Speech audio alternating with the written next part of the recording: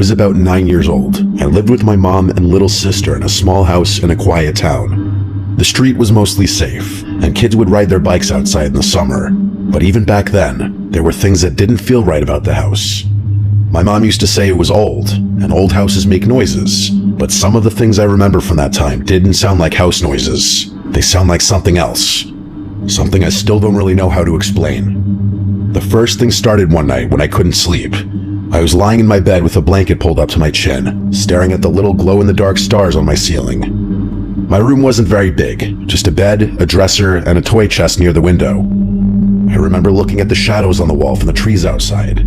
The branches swayed whenever the wind blew, and I told myself that's what I was seeing. But then I noticed one shadow wasn't moving like the others.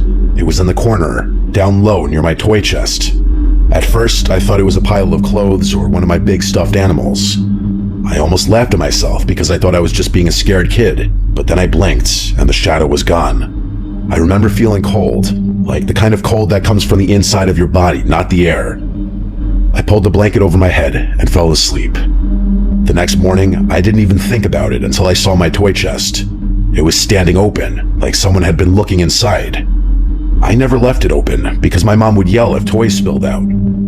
I closed it and didn't say anything.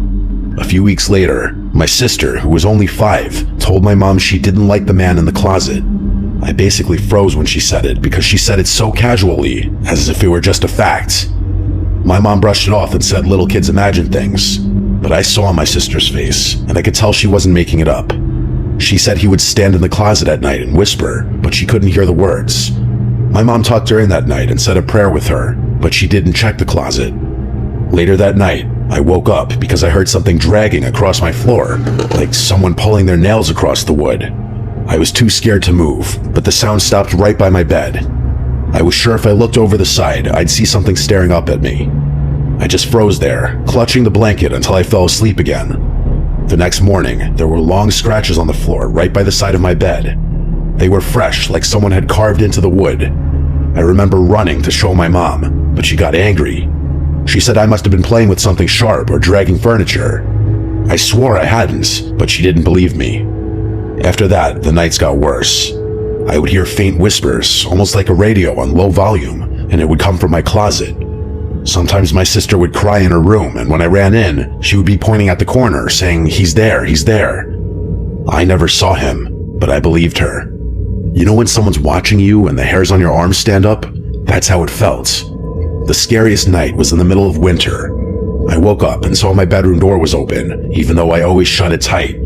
I could see the hallway light because my mom left one on for us at night. But then, as I watched, the light in the hall went out. I thought maybe the bulb turned out. Then I heard footsteps coming down the hall. They stopped outside my door. I wanted to scream for my mom, but nothing came out. The door creaked, and I saw a tall, dark shape lean in, just its head poking into the room. I shut my eyes and pretended to be asleep. When I opened them again, the door was closed and I was alone. In the morning, I asked my mom if she had come into my room. She said no, she had been asleep all night. My sister said she saw the man again standing by her bed. We told my mom together, and she finally looked worried. She lit a candle and said a prayer in each room of the house. Things were quiet for a little while after that, but it didn't last. One afternoon, I came home from school before my mom. I was sitting on the couch doing homework when I heard the sound of the toy chest in my room slam shut. The thing is, nobody else was home. I hoped it was just the wind, but when I walked down the hall, I saw my bedroom door was wide open. My toy chest was closed, but all my toys were scattered on the floor like someone had dumped them out. I backed away and waited outside until my mom came home. When I told her, she still didn't believe me and said the cat knocked things over. Years later, after we moved out, I asked my mom if she ever experienced anything in that house. She hesitated, then said yes. She said sometimes she would wake up and see a shadow standing in her doorway. She said she never told us because she didn't want to scare us, but she admitted she believed there was something wrong with that house. She said she thought it was a man, someone who used to live there. She never said much more, but I know what I saw, and I know what my sister saw too. Even now, as an adult, when I think about that time, I feel sick in my stomach. It wasn't imagination. It was something real, and it wanted us to know it was there. Sometimes late at night when I can't sleep, I still hear the sound of nails dragging across the floor.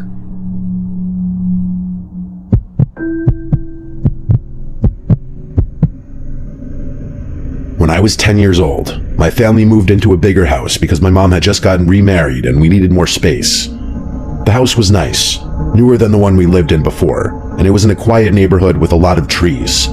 I thought I would be happy there. At first, everything seemed normal, but then little things started happening that made me feel like the house wasn't right. My bedroom was at the end of the hall. It had 2 big windows that faced the backyard and a closet that was deeper than the one I had before. I liked it, until the first night I slept there. I woke up around midnight because I heard something moving in the closet. It wasn't loud, just soft shuffling like clothes being brushed against. I stared at the closet and told myself it was just the house settling. I know it sounds cliche, but most people, even as children, would assume small sounds coming from here and there in a house are just typical house noises that you hear every day. But then I saw the door move. It didn't swing open, but it shivered like someone had lightly pressed on it from the inside. I wanted to run to my mom's room, but I was frozen. I stayed that way until I fell back asleep, still staring at the closet. The next morning, the closet door was cracked open just a little, even though I had shut it tight.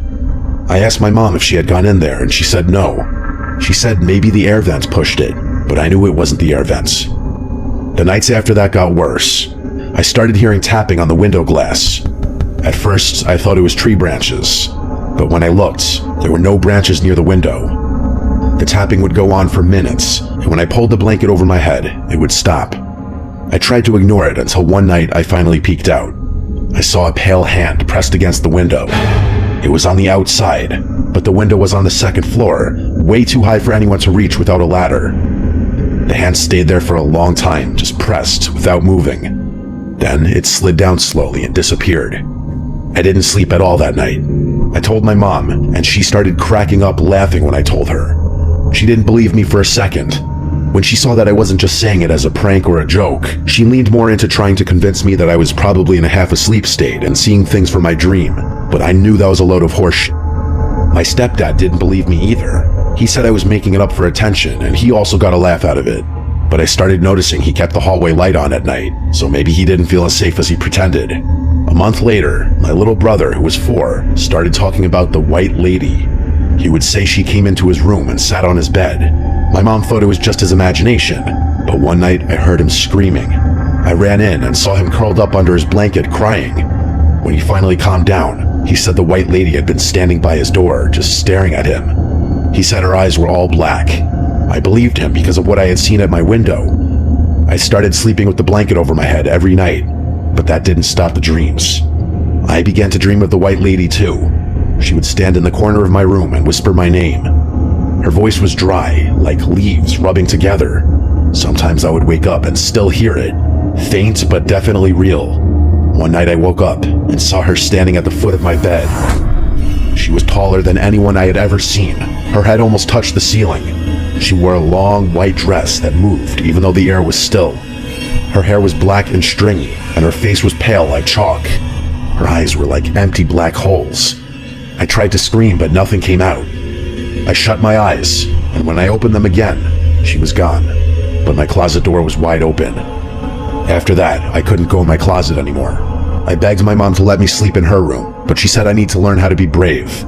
I think she didn't want to admit she was scared too. The worst night came during a storm, heavy rain and loud wind. I woke up to the sound of my window creaking. When I looked, the window was slowly sliding open, even though it was locked. I could see the lock turning by itself. The window opened all the way, and I saw the White Lady climbing. She didn't move like a person. She floated. Her feet never touched the floor. She drifted toward my bed and leaned down until her face was right in front of mine. I felt her cold breath on my skin. She whispered my name again, and this time I screamed as loud as I could. My mom and stepdad came running in, but when they turned on the light, the window was closed and locked, and no one else was there. They yelled at me for scaring everyone, but I could see in their faces that they were worried. The weird thing about that part of the story is that I don't vividly remember what happened between the moment I saw that lady floating towards me and my screaming. The best I can explain it is that I sort of blacked out for a moment before remembering screaming and having my parents rush into the room. My window was closed again, which would suggest to people that it was just a night terror. That's what my parents believed it was, I think. My mom started taking me to therapy for a while because they were worried about me. We lived in that house for 3 more years, and I never got used to it. My brother stopped talking about the white lady, but I think it was because he was too scared, not because she stopped visiting. Sometimes I would hear him crying at night and saying, "Go away." I think he just also didn't want to be forced into going to therapy. Sometimes when it storms at night, I still get scared to even get up to go to the bathroom or get water. I'll glance over at corners of the room, making sure I don't see something tall lurking there. It goes to show how these kinds of things stick with you into adulthood. I'd be more open to believing it was simply night terrors if it weren't for the fact that I saw that hand on my window before my little brother even first mentioned the white lady. I guess this is just one of those freakish experiences that cannot be explained.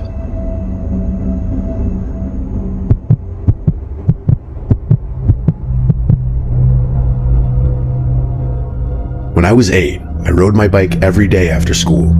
I lived on a quiet street with small houses and big trees. I learned every crack in the sidewalk. I learned where the mailman stopped. One house I liked was down the block. I had to ride near the corner of the block to get a view of the yard.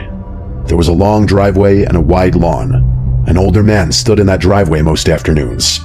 He'd always wear a hat, and he'd stand where the driveway met the sidewalk and look down the street. When I rode by, he would say hi.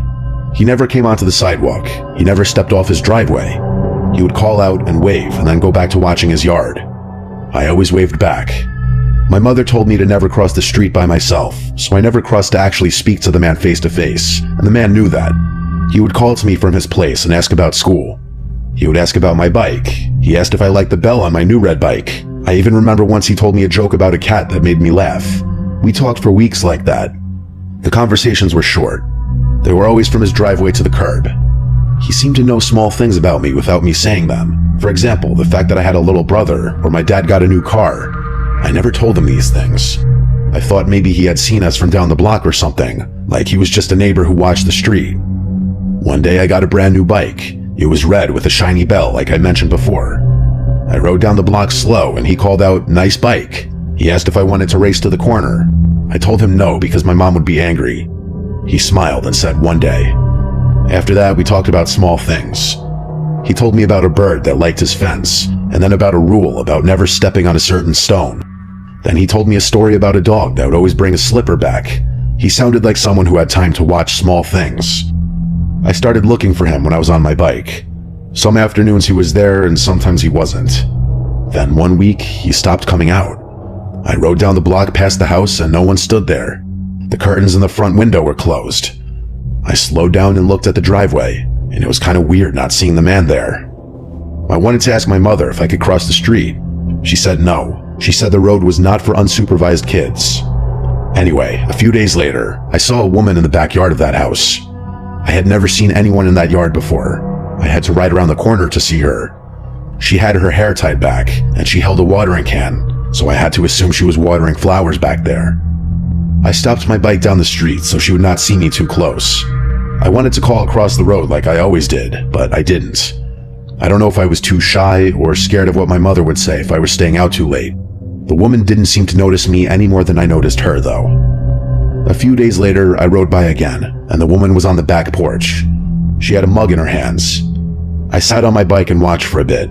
Then she opened a small side door and went around the house. I pedaled slowly to the corner and waited where the sidewalk curved. I looked down the block just to ensure my mom wasn't outside. Then I decided I would quickly cross the street. I pushed my pedals and crossed like my life depended on it. The house looked bigger from up close. The driveway was long and sloped down to the road. I felt like I was not allowed to be there. I stopped at the end of the driveway near the back gate. The woman heard me. She turned and saw a small boy with a red bike standing at the gate. She looked surprised, but not angry. She came to the gate and opened it, and she asked what I was doing back there. I told her about the man on the driveway, and that he would used to say hi when I would bike past. I told her he knew my name, and that he said he would race me one day. She wiped her hands on her dress like she had been working, and then said the man I described sounded like her husband. I smiled, thinking she would say he went on a trip or he's inside and she'll go get him, but she didn't smile. She said he had died the year before. She said he died in his chair. His name was Harold. I felt a cold space open in my chest. I asked her if she had a picture. I wanted to see him. She went inside and returned with a small frame. The photograph showed a man with the same hat and the same broad smile. He actually bore a resemblance to the man I'd always seen. Then the woman said the photo was new, taken only a couple of years ago. She said her husband had a scar across his cheek since he was young. I looked at the photo close, and the man in the picture had a thin, pale scar from ear to mouth. I remembered the man on the driveway. He had no scar. He had a round, plain face and smooth skin. The hat matched and the smile matched, but the scar did not. I told her I once saw a mark on the man's face, but I thought he rubbed his cheek once. She said that scar had been there for a long time, but that he'd hide it under stubble sometimes. She said again that her husband had died and that no one else lived in the house. She said she had moved back last summer to take care of the garden, and that she's never seen or heard anyone standing in the driveway. I honestly started to get kind of scared at this point. I thanked her and backed down the driveway. I didn't look back into the yard again. I rode home slow and put the bike in the garage. The bike ride back was kind of like how when you almost get into a car accident, you'll drive home the rest of the way in silence with the radio off. My mom didn't ask any questions when I got home. She just told me to be careful. That night I couldn't sleep. I thought about the man with the hat. I thought about his laugh and the way he said my name, and I thought about the scar in the photograph. The next day I went by the house and the curtains were open. Sunlight touched the porch and driveway, but no one stood in the driveway. I waved from the corner, but no one waved back, so I pedaled away. For a while, nothing else happened. I tried to forget. I made new routes on my bike. I talked with kids on other blocks. Weeks passed. Then one night, I woke up and heard my name. It sounded like someone outside the house near my window. The voice was familiar. It said my name like the man across the street used to say it. I sat up fast and my head started spinning. Over the light sound of raindrops outside, I knew for a fact I was hearing my name being repeatedly called. I shouted for my mother and then threw the covers over myself, hiding. She came in a hurry and sat by the bed. I told her about the voice outside my window. She rubbed my back and told me it was the wind. To make me feel better, she went to the window and lifted the blinds. She said there wasn't anyone out there, so I went over to check myself. There was a light rain outside, but other than that, my mom was right. My father got up and checked the locks to the windows and doors.